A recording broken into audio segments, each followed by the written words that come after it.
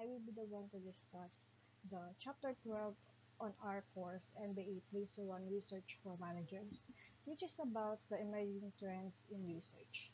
In this chapter, we will be able to learn some of the emerging trends that we use in research right now, like machine learning, artificial intelligence, what is open access and open science, interdisciplinary research approaches, and the sustainable research practices. But before that, uh, what is emerging trends?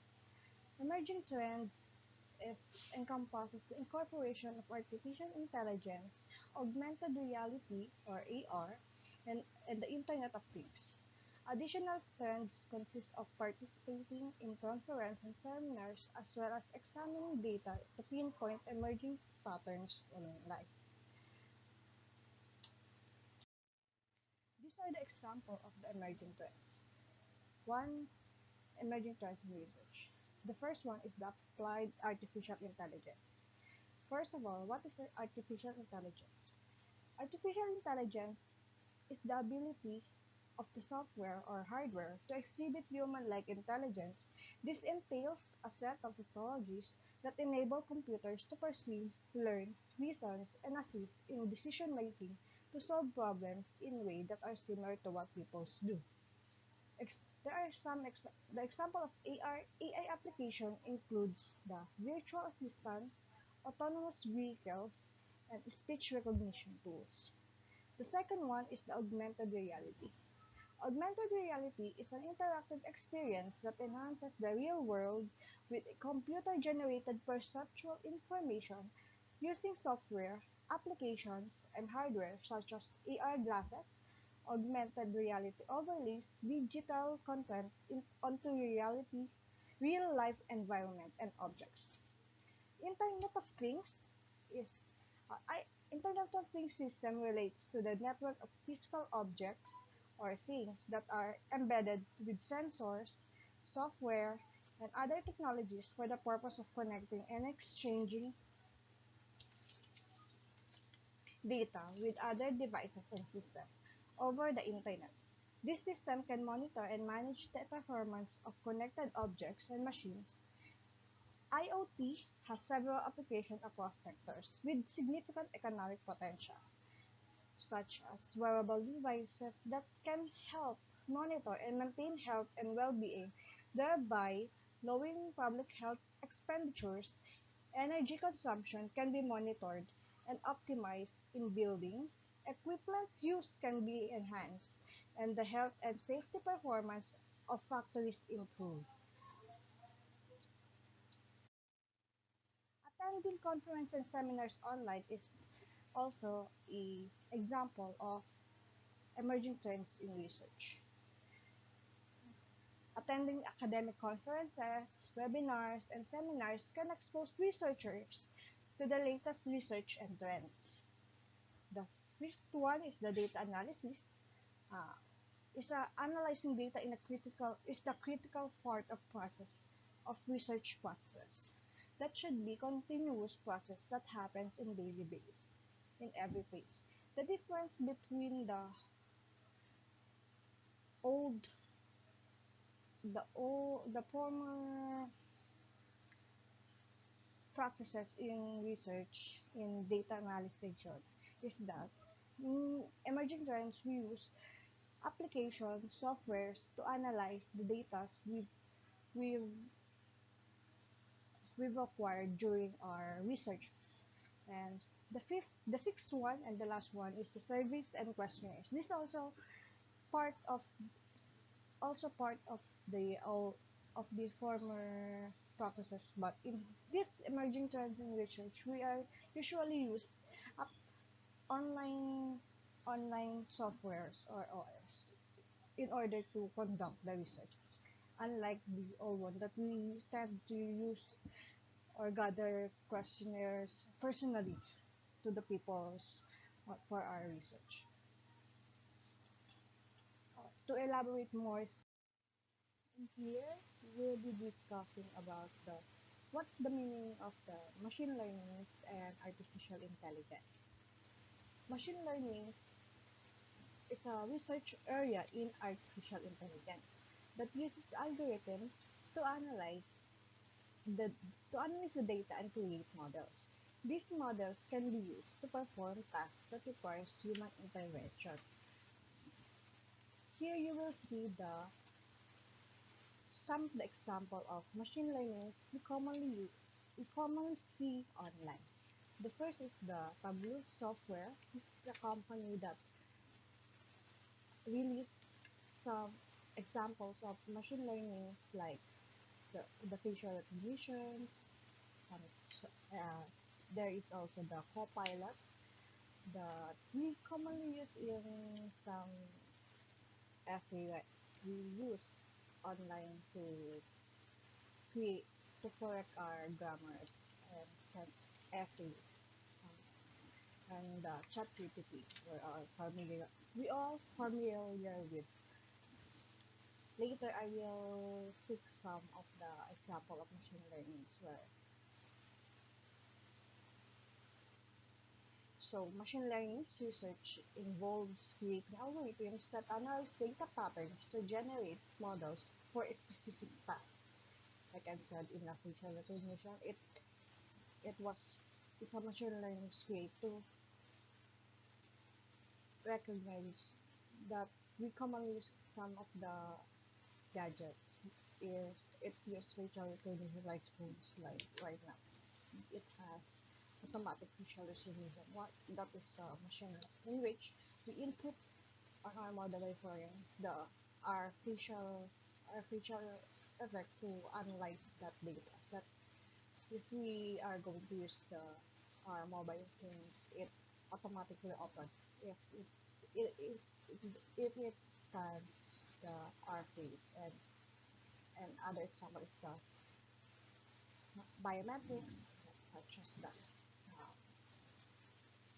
machine learning machine learning research uses quantitative research method often with experimental research design and the machine learning can involve processing non-traditional data such as images, text, audios, and videos. Here are some examples of the machine learning. First is the facial recognition. So we all know what is the facial recognition. The number two is the product recommendation. We usually see it. We usually see it in our shopping online shopping, like in Shopee and Lazada. They if we open it, machine learning also already analyze the data with input there that we already search for this variety of items. So it automatically recommends products to us. And the third one is the email automation and spam filtering. So we also aware of that when we are opening our Google or Gmail. There is some emails that automatically in the spam section in which the machine learning tends to classify it as spam because of its email most commonly used for spam. It's in spam uncommon emails, so it is recorded to spam inbox like Google Mail. You see that. Uh, we are now in artificial intelligence.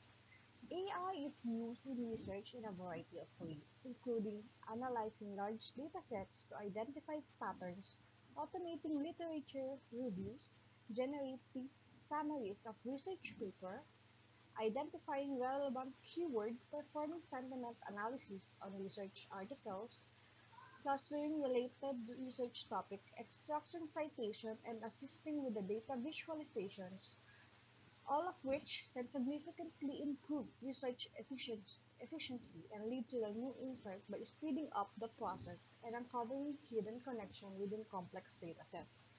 So these are AI techniques used in research. Number one is the natural language processing, analyzing and interpreting textual data to extract key information, summarize research paper, and translate between languages. Right now, we see in Google when we are searching some topics, like there's an automatic AI overview in which AI generated all the posted research, all the posted sites regarding to the topic you are into. So it summarizes all that data in one viewing, but it includes the references in the side. You will see it in your Google when you are searching. AI overview on the left side and the right side is the site they it it acquired in the is the sites that acquire those information. So the second one, AI techniques used in research is the computer vision, analyzing visual data like images and videos to identify objects, detect patterns, and track movements.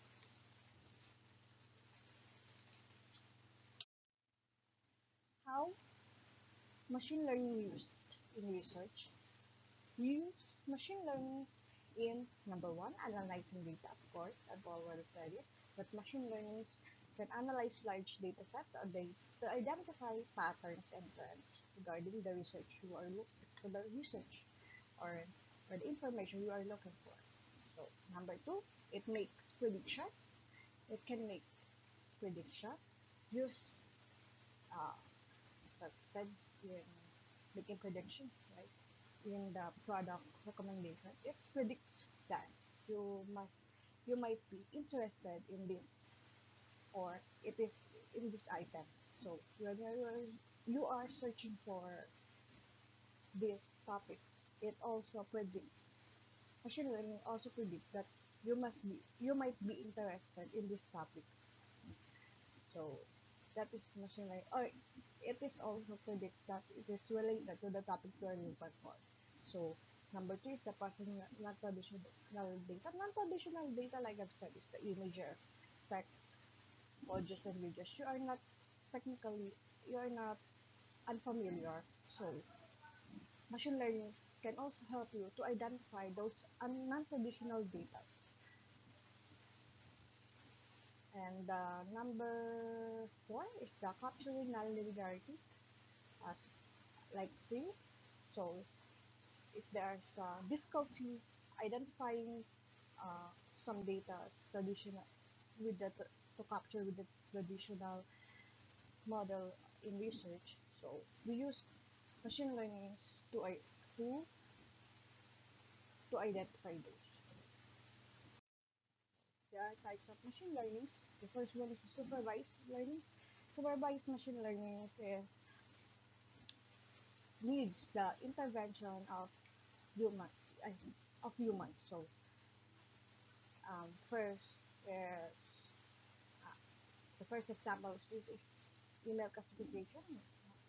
We used to classify some of us used to classify our emails if it is related to work or it's personal or it is for promotion. Like we see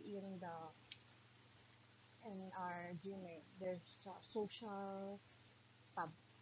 This is segregated for promotional, social, primary, yeah, the fraud detection, yeah, the automatic spam emails.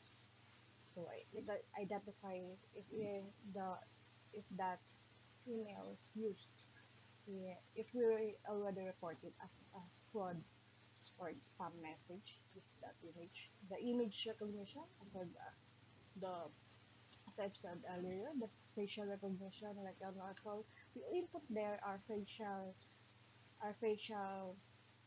information in order for it to identify what it should be to recognize us.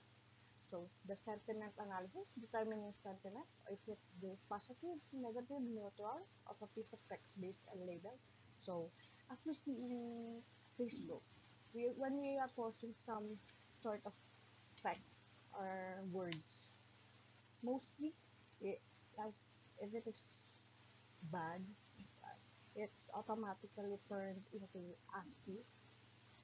That is one of the example of machine learning in which we also it, it is also cost it is also inputted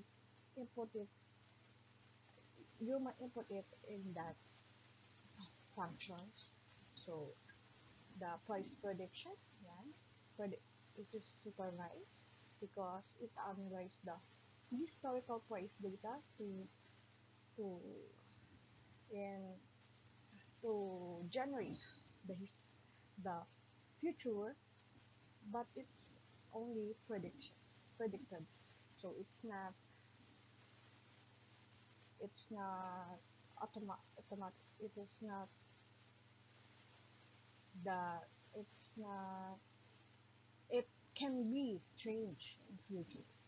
It can use you can use it as basis for future price prediction.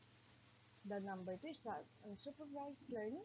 So unlike supervised, na it needs human intervention. So unsupervised learning doesn't need human supervision. So, example of unsupervised machine learning was customer segmentation, where a company uses algorithms to group customers into different categories based on their purchasing behavior and demographic without any predefined label, allowing them to target market campaigns more effectively. Another common example is anomaly detection, where unusual data points in a dataset are identified without prior knowledge of that constitutes an anomaly, like detecting fraudulent transaction in a financial system. So, some of the example of unsupervised learning is clustering, grouping similar data points together, like categorizing news article based on topics, recommendation system, suggesting products or content to users based on their past behavior, image analysis, identifying similar images without knowing the object categories beforehand, image analysis, identifying similar image without knowing the object categories. I- I've already said that.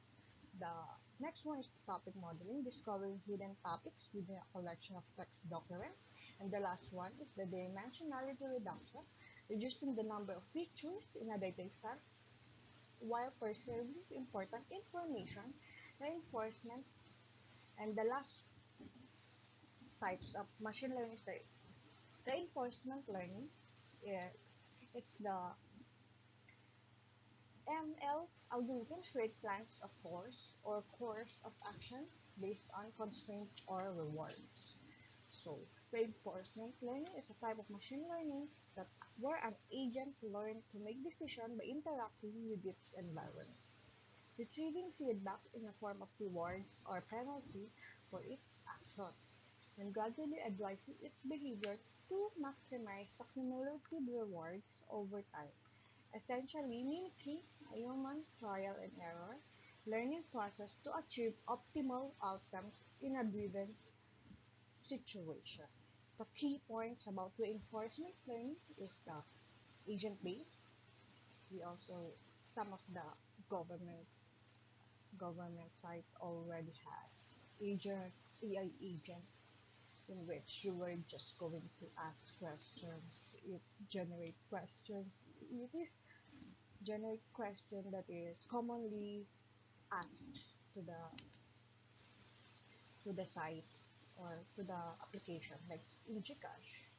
If we have a problem, there is a question that if your concerns is related to this, that so what that is one example of reinforcement machine learning. So the second one is trial and error. The agent learns by identifying different actions and observing the result rewards or punishment. So the trial and error is different from different agent. It's also the machine is being input some regulation or rules there that if you input some data regards the what will it be,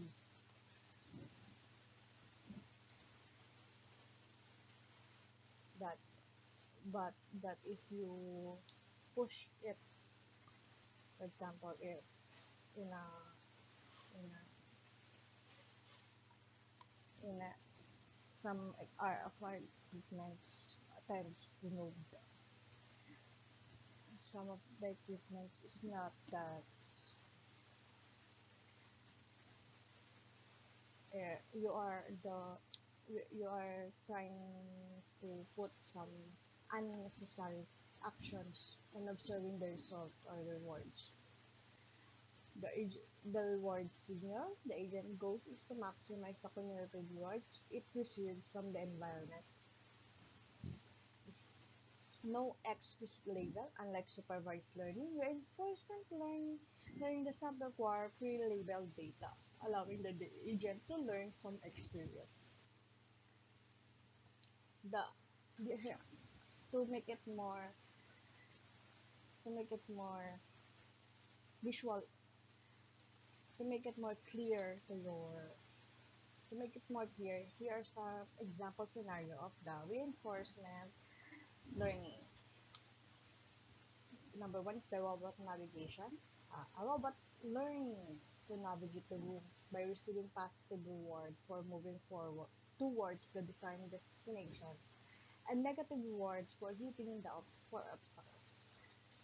Number two example is the playing video game. The computer program learning to play a game by trying different actions and receiving feedback to its performance based on game rules. And the last one example is the stock market trading. An AI agent learning to make trading decisions based on market data and receive rewards for profitable trade. How artificial intelligence used in research. So here we are going to talk about how we use AI in research, in conducting research. Number one is the idea generation. AI can help researchers generate ideas by providing a list of related keywords or phrases. Number two is finding relevant information. AI can help researchers find relevant articles and papers by synthesizing information from large databases. Number three, writing research paper. AI can help researchers write research grant books and journal articles. Number four, analyzing data. AI can help researchers analyze data more efficiently and without bias. So it is not human input, doesn't mean that it's automatically generated all the data you've inputted it, so there's no bias in using AI. So number five is summarizing paper. It can help researchers save time summarizing complex papers, like I said a while ago. In Google, right now there's an AI overview there. It summarizes all the data in sites, in different sites in Google. So number six is citing literature. AI can help researchers cite literature and keep their sources organized.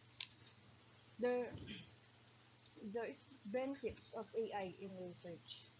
Artificial intelligence can help researchers tackle pressing societal challenges like climate change, health, and the green and digital transition.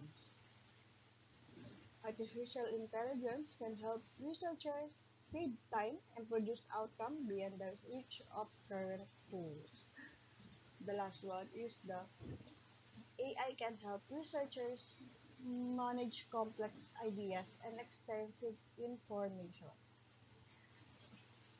If there is benefit, there's also a challenges in AI in research. Number one challenges in AI, there are challenges in academic integrity and AI human balance. And the number two challenges, researchers needs to be involved in the use of AI during research and give consent to the people reading those during the research that it is that it's used that it use AI in the research. In open access and open science research.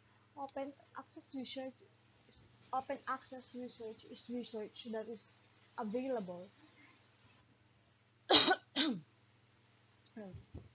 to the public and free online. It includes the right to use the research in any way that is legal.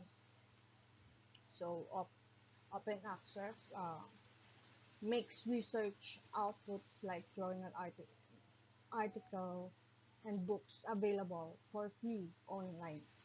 It gives the users or the readers the right to use the output in digital environments. And in open access, research are removes access fee. So the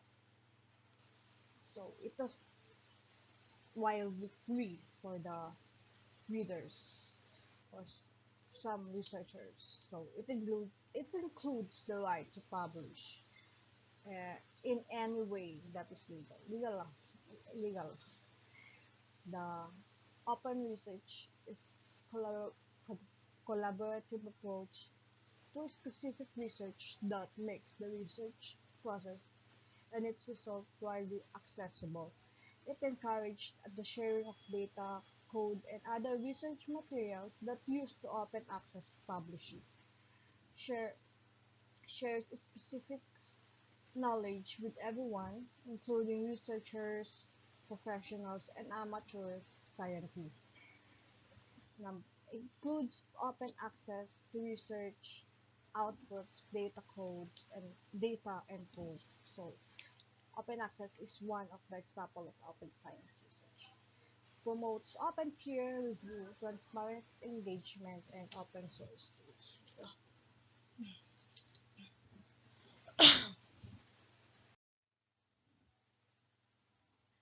The goal of open science is number one, transparency. Open science makes research results and processes transparent and producible to everyone. Three, Number two, collaboration. Open science encourage collaboration and discussion among researchers. The number three is access. Open science makes research accessible to everyone, including non-professionals. And number four is speed. Open science can lead to faster scientific progress. So that's the goal of the open science. The example of open science research is the open data is a normal fields like astronomy and high energy physics. The second one is the open access publishing. Open access publishing makes research articles, preprints, peer reviews, and post-publication commentarily freely available. And the third one is the replication studies. Replication studies and analysis are encouraged to improve the reliability of the research. The, that's the example of open science research. The advantages of open access and open science is number one, make research more accessible and easier to understand, promotes international and interdisciplinary collaboration, leads to quicker breakthrough and more informed decisions. Number four, enables research integrity, reproducibility, and public visibility. Number five is help solve some of the world's greatest challenges. So that's the advantage of open access and open science. Num- there are now in disadvantages of open science and open access research. Number one is the financial burden. Open access publishing can be expensive for researchers, especially those with limited funding. Number two, quality control. The volume of access publication can make it difficult to ensure consistent quality. So number three is the predatory journals. Some open access publishers may prioritize profit over academic integrity. Number four is the inequality in knowledge distribution. Open access publishing may not completely eliminate disparities in knowledge access. Number five is the barrier to participation. Factors like uncertainty, career stage, financial circumstances, and cultural context can create barriers to open science. Number six is greater scrutiny. Open science can lead to greater scrutiny of research, which can make it more difficult to respond to mistakes. Number seven is the technological challenges. There is, there is still work to be done to support research workflow towards more open practices. That's the all regards to open access and open interdisciplinary research approaches. Interdisciplinary research approaches is a research approach that combines knowledge and methods from multiple disciplines to solve complex problems. It involves collaboration between experts and from different fields to share their expertise and perspective. How it works: number one is identify a question. The researcher specify a question to be answered. So, number two is the gather information. The researcher consult information from multiple disciplines. Number three is synthesize information. The researcher brings together the information to form a complete explanation.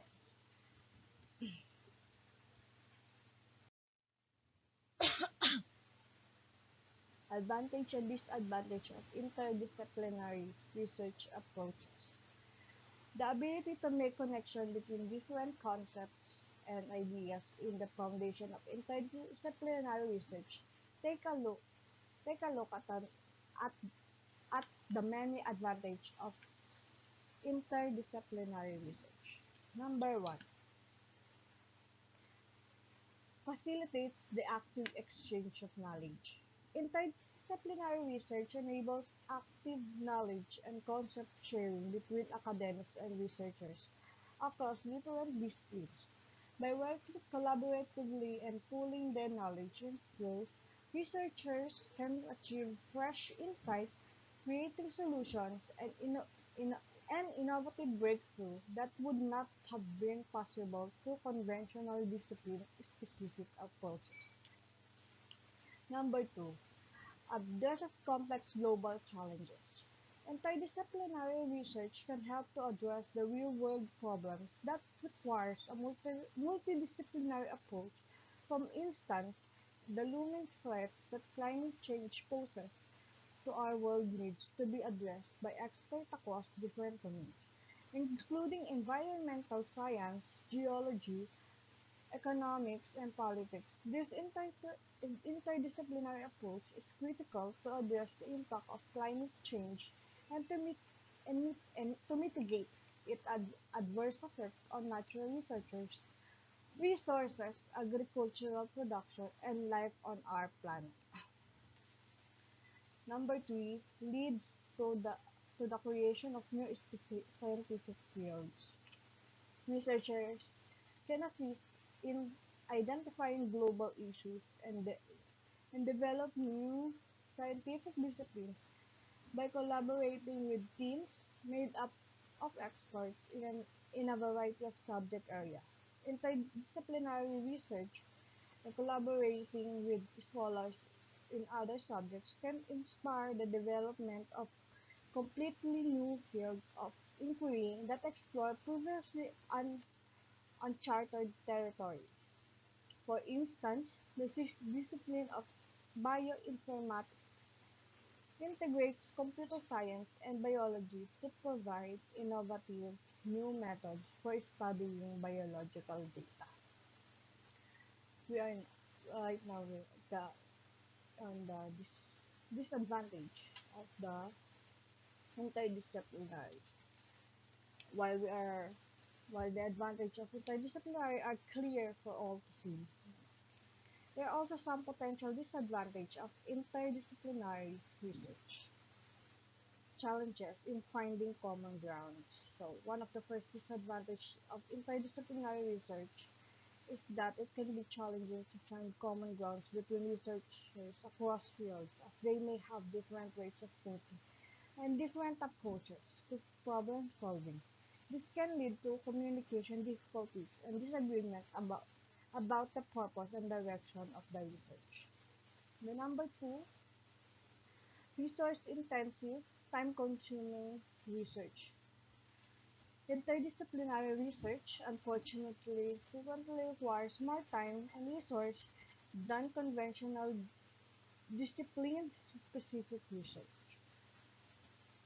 This is due to the fact that researchers is typically need to spend more time and energy getting to know peers from various backgrounds and gaining a basic understanding about other disciplines. This also makes interdisciplinary research more difficult to fund and can lead to project delays. That's the that's all about the interdisciplinary research approach. Now, and a sustainable research practices. Sustainable research practices that include use methods that includes using resources wisely, reducing waste, and considering the impact of the research on future generations. The sustainable research practices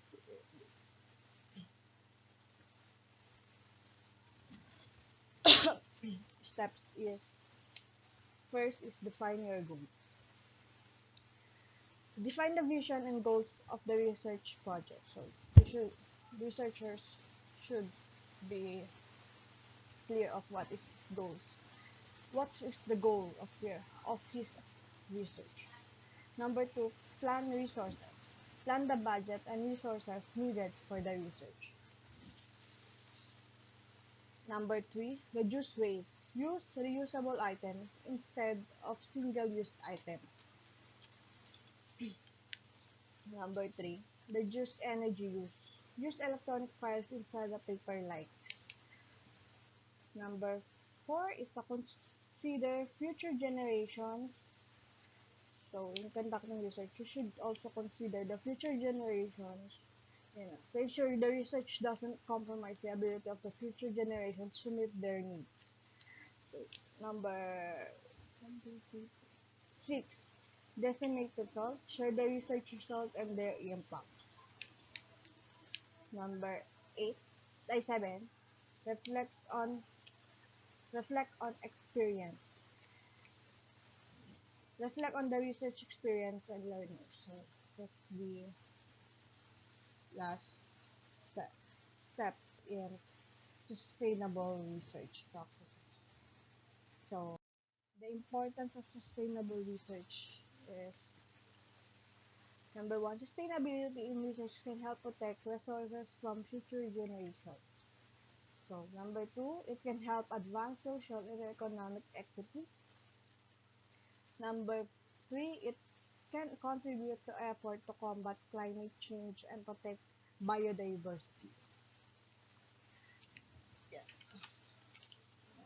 I think that's the end of my presentation. And for the end of my presentation, as we ad- I give this conclusion that as we adopt the digital transformation on our daily activities, research process also constantly evolving and staying on top of emerging trends. With the rapid development of technology and the increasing focus of interdisciplinary research, the future of research is filled with exciting opportunities and new directions. And with the quote of Mr. Albert Saint-Georgi, research means going out into the unknown with the hope of finding something new to bring home. And that's all for our for my research presentation. So thank you and have a nice day. Thank you.